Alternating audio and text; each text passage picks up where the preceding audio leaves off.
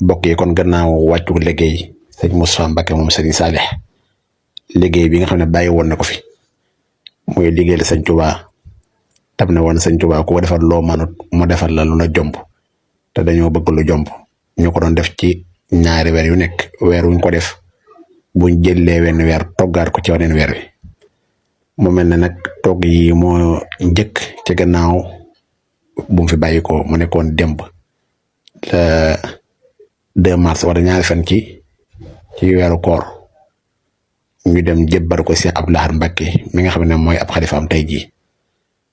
liggéey bi sëñ Tuubaa nag maa ngi soññ mboolem koo xam ne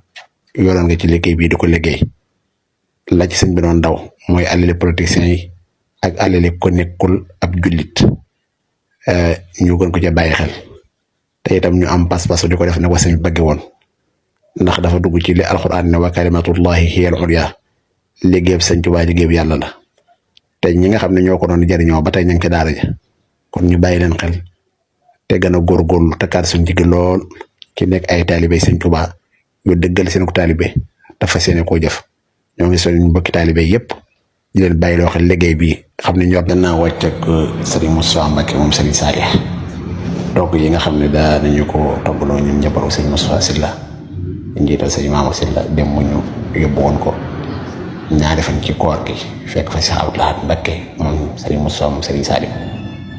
togg jotaayam di ñaan ñu yàgg ko fa fekk di ko yóbbu tey day ci ngërëmal sëñ Tuubaa mais taxoon mooy juróom sëriñ Moustapha moom sëriñ Saalix di ñoo liggéey loo liggéey bu sell bi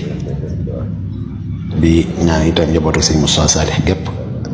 yàlla kàttanal leen te defal leen tawfiq ba lii nga xam ne moom la seen waajur bàyyi woon ñu àggale ko fu koy njort te am nañ ci yaakaar ndax loolu liggéey bi sëñ Tuubaa la ab liggéeyam nag day jëm kanam waaye du des gannaaw te itam du laal suuf yàlla nañu yàlla defal tawfiq ak taysiir ak